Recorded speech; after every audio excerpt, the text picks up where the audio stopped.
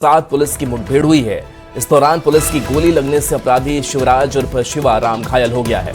जानकारी के अनुसार आज सुबह भुरकुंडा ओपी क्षेत्र के रिवर साइड के बंद पड़े सेंट्रल स्कूल में धनबाद और रांची पुलिस की सूचना के बाद सयाल से पुलिस ने शिवा को पकड़ा था।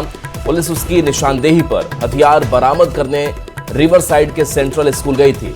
सूचना थी कि शिवराज उर्फ शिवा बड़े आपराधिक वारदात को अंजाम देने वाला था। तभी रामगढ़ पुलिस ने ये कार्रवाई की। मुठभेड़ के बाद इलाके में हड़कंप मचा हुआ है। घटनास्थल से पिस्टल, गोली और मोबाइल बरामद किया गया है। शिवा मोबाइल के जरिए प्रिंस खान से संपर्क में था। उससे इलाज के लिए रामगढ़ सदर अस्पताल भेजा गया है। तो बड़ी खबर रामगढ़ से है, जहां पर कुख्यात गैंगस्टर प्रिंस खान के एक बदमाश के साथ पुलिस की मुठभेड़ हुई है। बताया जा रहा है कि शिवाराम को पुलिस ने गोली मारी है, जो अस्पताल में भर्ती है। बताया जा रहा है कि पुलिस की गोली लगने से अपराधी शिवराज उर्फ शिवाराम घायल हो गया। आज सुबह भुरकुंडा ओपी क्षेत्र के रिवर साइड के बंद पड़े सेंट्रल स्कूल में धनबाद और रांची पुलिस की सूचना के बाद सयाल से पुलिस ने शिवा को पकड़ा था। पुलिस उसकी निशानदेही पर हथियार बरामद करने रिवर साइड के सेंट्रल स्कूल गई थी और खबर थी कि शिवराज उर्फ शिवा बड़े आपराधिक वारदात को अंजाम देने वाला है। चलिए सियासी गलियारे से आपको इस वक्त की एक बड़ी खबर बताते हैं। बांकीपुर उपचुनाव से जुड़ी इस वक्त की बड़ी खबर आ रही है। बांकीपुर उपचुनाव की अधिसूचना होगी जारी। आज ही नामांकन प्रक्रिया की शुरुआत होने वाली है। 13 जुलाई तक नामांकन होंगे दाखिल। 14 जुलाई को नामांकन की स्क्रूटनी होनी है और 16 जुलाई तक वापस ले सकते हैं नाम। 30 जुलाई को बांकीपुर में डाले जाएंगे वोट और 3 अगस्त को काउंटिंग के बाद नतीजे आएंगे। तो नितिन नवीन के इस्तीफे के बाद ये सीट खाली हुई है और इस पर अब उपचुनाव होना है। उपचुनाव बेहद ही दिलचस्प होने वाला है, क्योंकि प्रशांत किशोर भी सीट से दावा ठोक रहे हैं। वहीं आपको बता दें कि काफी लंबे वक्त से बीजेपी की गढ़ मानी जाती है सीट, और अब देखना बेहद ही दिलचस्प होने वाला है कि इस बार किसकी जीत और किसकी हार होती है। लेकिन इस वक्त की आपको ये बड़ी खबर बता रहे हैं, बांकीपुर उपचुनाव की अधिसूचना जारी होगी।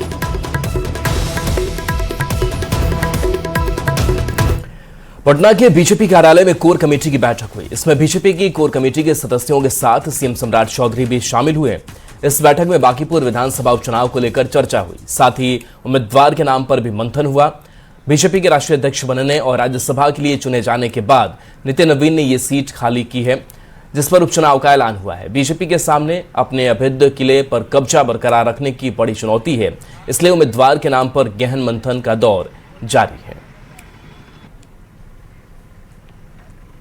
कल तक जो शख्स दूसरे को चुनाव जिताने की रणनीतियां बनाता था, जो खुद को बिहार के राजनीति का नया मसीहा बताकर के चुनावी मैदान में दूर रहने के दावे करता था, वो खुद आज उसी चुनावी समर में उतर चुका है। जी हां, हम बात कर रहे हैं जन स्वराज वाले प्रशांत किशोर की, जो कि 30 जुलाई को होने वाले बांकीपुर उपचुनाव में अपनी उम्मीदवारी ठोक दी है। रिपोर्ट आपको दिखाते हैं। कल तक बनाते थे रणनीति, अब खुद करेंगे राजनीति।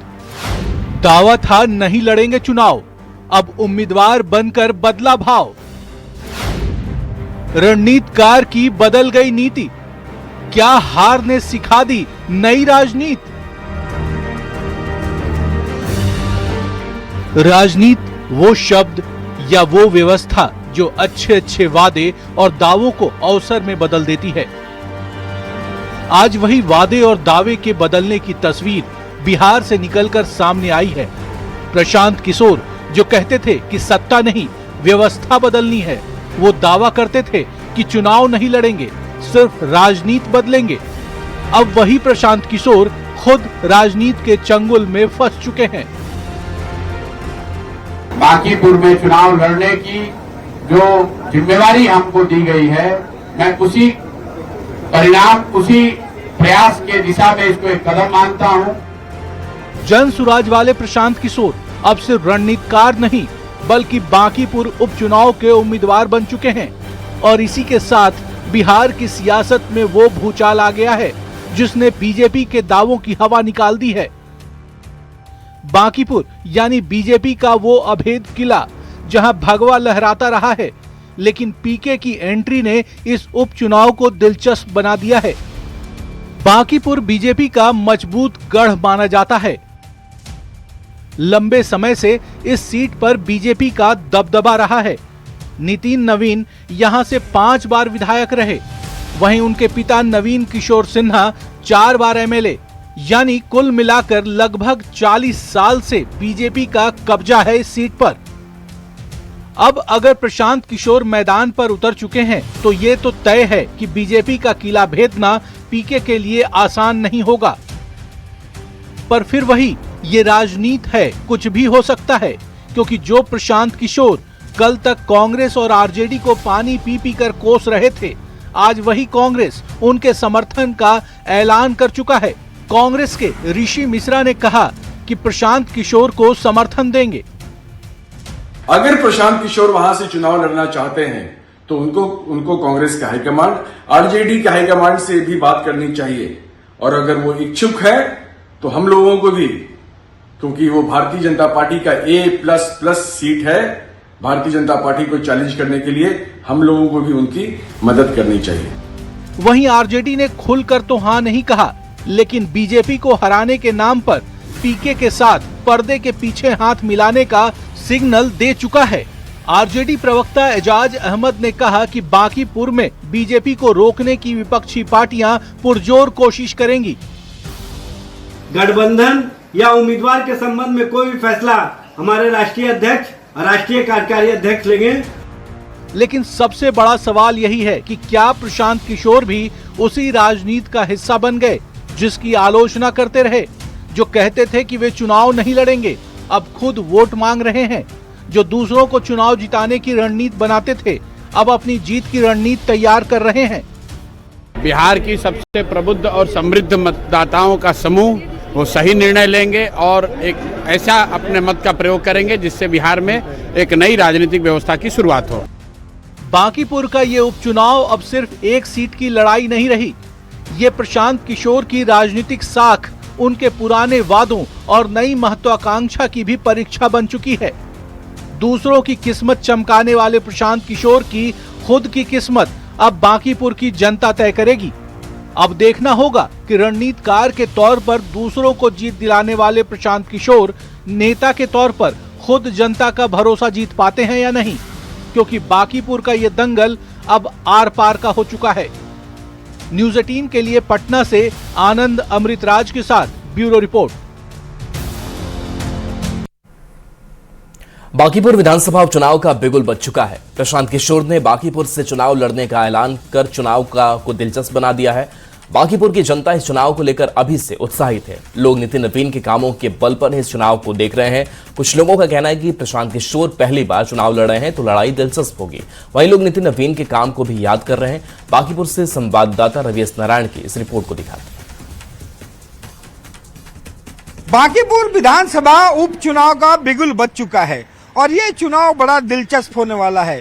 एक तरफ जहां बीजेपी के राष्ट्रीय अध्यक्ष नितिन नवीन का क्षेत्र है, उनके यहां से हटने के बाद ये क्षेत्र खाली हुआ और यहां पे बीजेपी ने भले ही अभी तक उम्मीदवार नहीं दिया है, लेकिन ये माना जा रहा है कि ये पूरी लड़ाई जो है वो नितिन नवीन खुद लड़ने जा रहे हैं। वहीं दूसरी तरफ जो है प्रशांत किशोर ने ऐलान कर दिया है कि वो पहली बार राजनीतिक क्षेत्र में जो है चुनाव लड़ रहे हैं, वो भी बांकीपुर से।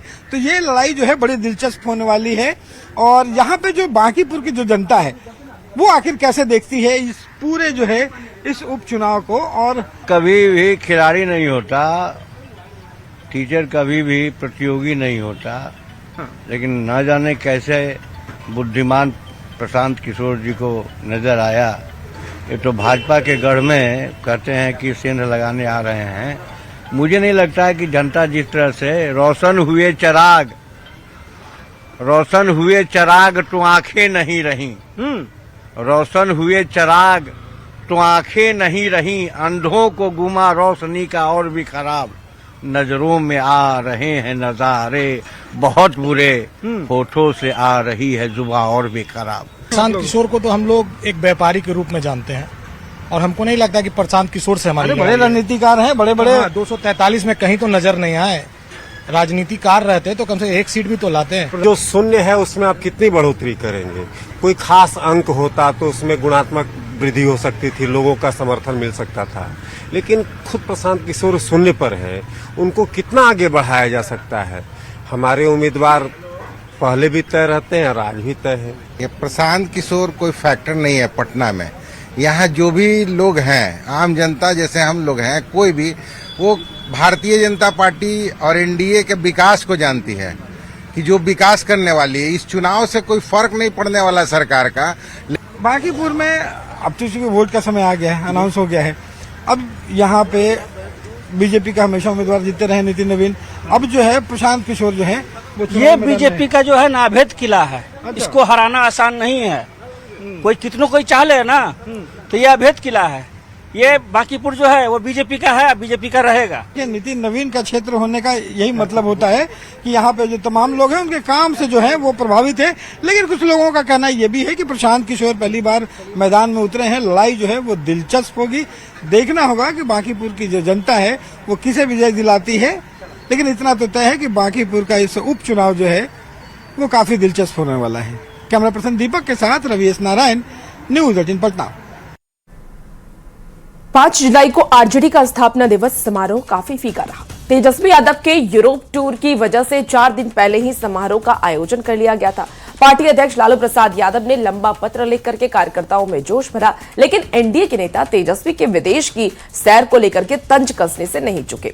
वहीं कांग्रेस ने सहयोगी पार्टी को शुभकामना दी, तो आरजेडी ने संविधान बचाने की लड़ाई जारी रखने का दावा फिर से दोहराया। रिपोर्ट आपको दिखाते हैं।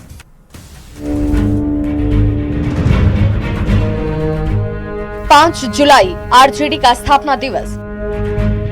हर साल कार्यक्रम आयोजित होते थे। आरजेडी का पटना ऑफिस गुलजार रहता था, लेकिन इस बार स्थापना दिवस से पहले ही समारोह का आयोजन कर लिया गया। नतीजा रहा कि पार्टी ऑफिस में वीरानी छाई रही। आरजेडी सुप्रीमो लालू प्रसाद ने इस मौके पर बिहार की जनता और पार्टी के कार्यकर्ताओं के नाम एक खुला पत्र जारी जरूर किया, जिसमें पार्टी की स्थापना के वजहों के बारे में जानकारी दी गई। लालू प्रसाद ने लिखा, 5 जुलाई 1997 को आरजेडी की स्थापना गरीबों, वंचितों, पिछड़ों, दलितों और अल्पसंख्यकों के अधिकारों की रक्षा और सामाजिक न्याय की विचारधारा को मजबूत करने के उद्देश्य से की गई थी। पार्टी ने पिछले 30 सालों में कई राजनीतिक चुनौतियों का सामना किया, लेकिन अपने सिद्धांतों और जनहित के मुद्दों से कभी कोई समझौता नहीं किया। पार्टी के स्थापना दिवस पर लालू प्रसाद के पोस्ट पर सियासत भी गर्माती नजर आई।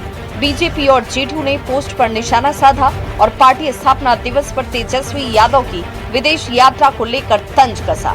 वहीं कांग्रेस ने आरजेडी स्थापना दिवस की बधाई दी, तो आरजेडी की ओर से इस मौके पर संविधान बचाने की लड़ाई को जारी रखने का संकल्प दोहराया गया। लालू जी, इस पत्र में लिखी हुई बातें तो सबसे पहले आपको अपने नालायक युवराज को बतानी चाहिए।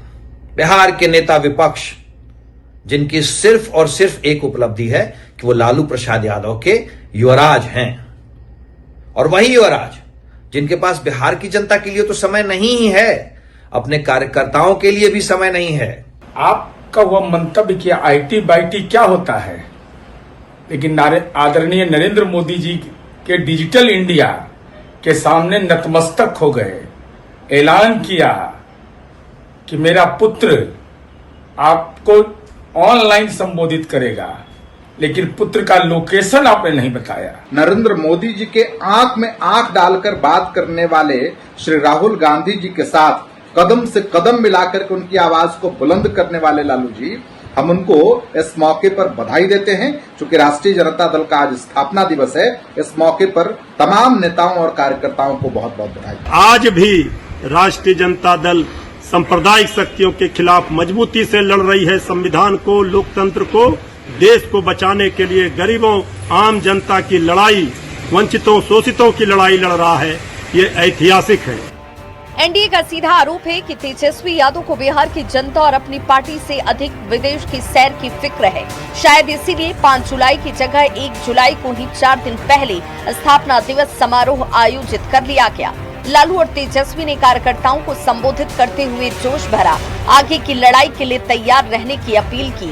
लेकिन अब जब बांकीपुर उपचुनाव की लड़ाई तेज हो रही है, उम्मीदवारों के नाम का ऐलान हो रहा है, तब तेजस्वी बिहार और राजनीति को कुछ दिन के लिए छोड़कर यूरोप टूर पर चले गए।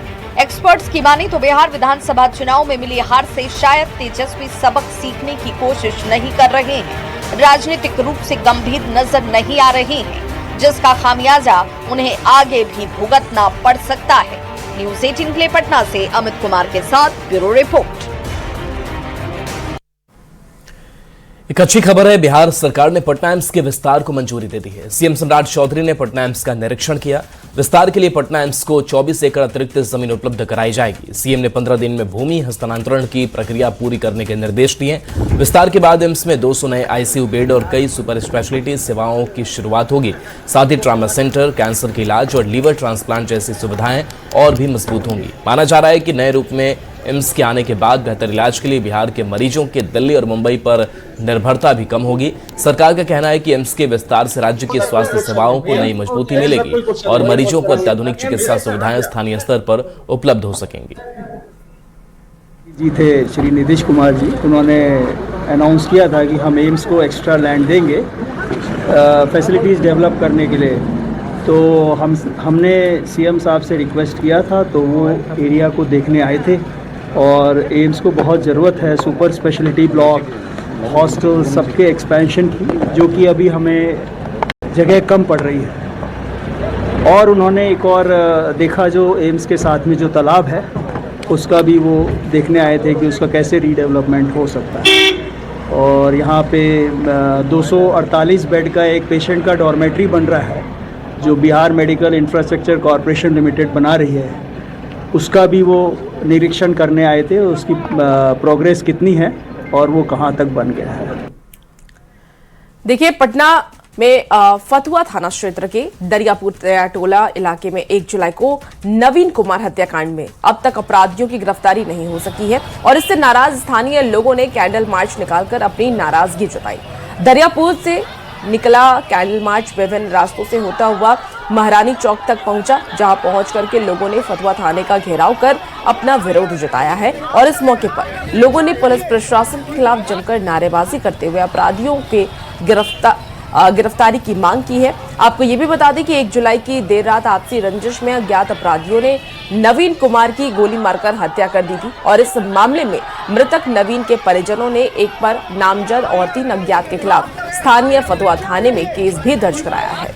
घटना के 4 दिन बीत जाने के बाद भी अब तक अपराधियों की गिरफ्तारी नहीं हो पाई है, जिसे लेकर के मृतक के परिजनों और स्थानीय लोगों में पुलिस प्रशासन के खिलाफ गहरा आक्रोश दिख रहा है। भोजपुर के चर्चित भरत तिवारी एनकाउंटर मामले में केंद्रीय मंत्री के बाद राज्य सरकार के मंत्री भी सवाल उठा रहे हैं। अब भरत के पास मौजूद रिवॉल्वर को लेकर नया विवाद खड़ा हो गया है। रविवार को बिलौटी गांव पहुंचे बिहार सरकार के खाद्य एवं उपभोक्ता संरक्षण मंत्री अशोक चौधरी ने रिवॉल्वर की प्रकृति और उससे फायरिंग को लेकर कई सवाल उठाए। उन्होंने कहा कि स्पष्ट होना चाहिए कि भरत के पास मौजूद रिवॉल्वर असली था या डमी और उससे वास्तव में फायरिंग हुई थी या नहीं। उन्होंने सभी पहलुओं की निष्पक्ष जांच की मांग की। उन्होंने दोहराया कि इस पूरे घटनाक्रम में पुलिस और ओवर एक्ट करने के आरोप लग रहे हैं। अशोक चौधरी ने कहा कि कानून अपना काम करेगा और दोषी पाए जाने वाले किसी भी व्यक्ति को बख्शा नहीं जाएगा। संतावना देने आए थे और हम बार बार पहले भी कहे हैं कि ये जो है पुलिस का ओवर एक्ट, या तो इसमें कोई न कोई पदाधिकारी होगा पुलिस का जो खुंदक में होगा इससे, और उसने इस मौके को पा करके अब ये कहते हैं क्योंकि इसके रिवॉल्वर से फायरिंग तो हुई नहीं, तो अब ये ओरिजिनल रिवॉल्वर था कि डमी था ये भी नहीं पता है। कुछ लोग कह रहे हैं पाकिस्तानी है, कुछ कहते हैं चाइना का है, कुछ कहते हैं उनके यहाँ तकाना है, कुछ कहते हैं आतंकवादी है। लेकिन कुछ लोगों का ये भी कहना है कि रिवॉल्वर से जब फायरिंग ही नहीं हुई तो ये डमी था कि ओरिजिनल रिवॉल्वर था। पुलिस का ओवर एक्ट कहने का मतलब यह है कि पुलिस ने कहीं ना कहीं किसी को ईर्ष्या होगी इससे, किसी को इससे द्वेष होगा, कोई पदाधिकारी होगा जो इस पूरी घटनाक्रम को इंस्टिगेट किया है। क्योंकि जिस तरह की घटना हुई है उस तरह की घटना में इनकाउंटर का मतलब नहीं बनता है। चलिए खबर अब आपको बांका से बताते हैं, जहां बाइक सवार 2 युवकों की अज्ञात अपराधियों ने घात लगा करके गोली मारकर हत्या कर दी। घटना अमरपुर थाना क्षेत्र के बलिया गांव की है। मृतक की पहचान थाना क्षेत्र के धर्मराय गांव के सिंटू सिंह और गुंजन सिंह के रूप में की गई है। आपको बता दें कि घटना की जानकारी मिलते ही बांका एसपी भी घटनास्थल पर पहुंचे और मामले की छानबीन करते हुए अपराधियों की धरपकड़ के लिए टीमों का गठन करते हुए छापेमारी में जुट गए हैं। बताया जा रहा है कि बलिया गांव जंगली क्षेत्र की ओर सुदूर गांव है, जहां असामाजिक तत्वों का जमावड़ा लगने की सूचना है और इसके बाद पुलिस टीम एक्शन मोड में भी दिख रही है। देखिए, घटनास्थल पर फोरेंसिक की टीम पहुंच करके मामले की छानबीन में जुट गई है। घटना की वजह क्या थी और किसने इसे अंजाम दिया, इस बारे में फिलहाल कोई भी जानकारी अभी तक नहीं मिल पाई है। पुलिस को जांच में मौके से 3 खोखे भी बरामद हुए हैं। धर्म राय नाम का एक गांव है जो कि यहाँ से करीब 15 किलोमीटर दूर है और वहाँ के ही ये दोनों जो मृतक हैं वो बताए जा रहे हैं और इनका नाम, एक का नाम जमजन है और एक का नाम सिट्टू है। ये अभी प्रारंभिक हम लोगों को पता चला है क्योंकि हम लोगों ने व्हीकल के नंबर की जो है रजिस्ट्रेशन की जांच की और इसके आगे की जो भी जानकारी है हम लोग को जैसे मिलेगी हम लोग वैसे। और ज्यादा जानकारी के साथ न्यूज़ 18 संवाददाता नागेंद्र हमारे साथ फोन लाइन पर जुड़ चुके हैं। नागेंद्र, देखिए, अपराधियों अब का जो बेखौफ अंदाज है वो देखा जा रहा है। गोली मारकर 2 लोगों की हत्या कर दी जाती है। पुलिस फिलहाल जांच कर रही है। जांच में क्या क्या सबूत सामने आए हैं, क्यों हत्या की गई, क्या कोई जानकारी मिल पाई अब तक? देखिए, आपको बता दें कि पुलिस हत्या को लेकर अब तक कुछ नहीं कह पाई है कि हत्या किसने किया और क्यों किया गया, लेकिन कुछ हत्या के बाद उसको लीड मिला है, उस आधार पे पूरी रात छापेमारी की गई है। लेकिन अब तक बताया जा रहा है कि किसी संदिग्ध की गिरफ्तारी नहीं हुई है। और रही बात की 2 युवकों की जो हत्या हुई है, जो बलिया संथाली टोला है वो काफी सुदूर एरिया है और वहाँ पे अवैध शराब का निर्माण होता है। बताया जा रहा है कि क्षेत्र के बहुत सारे लोगों का वहाँ पर अवैध जमावड़ा होता है, वहाँ पे शराब पीने का काम होता है। और इस बीच में ये जो दोनों लोगों की हत्या हुई है, ये लोग भी बाइक से दोपहर में ही अपने घर से निकल करके वो लोग बलिया की ओर गए थे और लोग बता रहे हैं कि वहां पर इन लोगों ने शराब का सेवन भी किया है। और उस बीच उधर से जब लौट रहे थे तो पहले से घात लगाए लोगों ने उन पे ताबड़तोड़ फायरिंग की है, जिसमें दोनों की हत्या हो गई है। फिलहाल नागेंद्र, क्योंकि देखिए इस 12 घंटे से ज्यादा बीत गए हैं, ऐसे में पुलिस की कार्रवाई कहां तक पहुंची है? फिलहाल पुलिस अपराधियों की गिरफ्तारी के लिए लगातार छापेमारी कर रही है। अब तक क्या मिल पाई है, पुलिस तो ये नहीं बता पाई है कि गिरफ्तारी हुई कि नहीं, लेकिन छापेमारी जारी है। ठीक है, आप नजर बना के रखिए, अपडेट आपसे लेंगे। बहुत शुक्रिया फिलहाल जानकारी के लिए।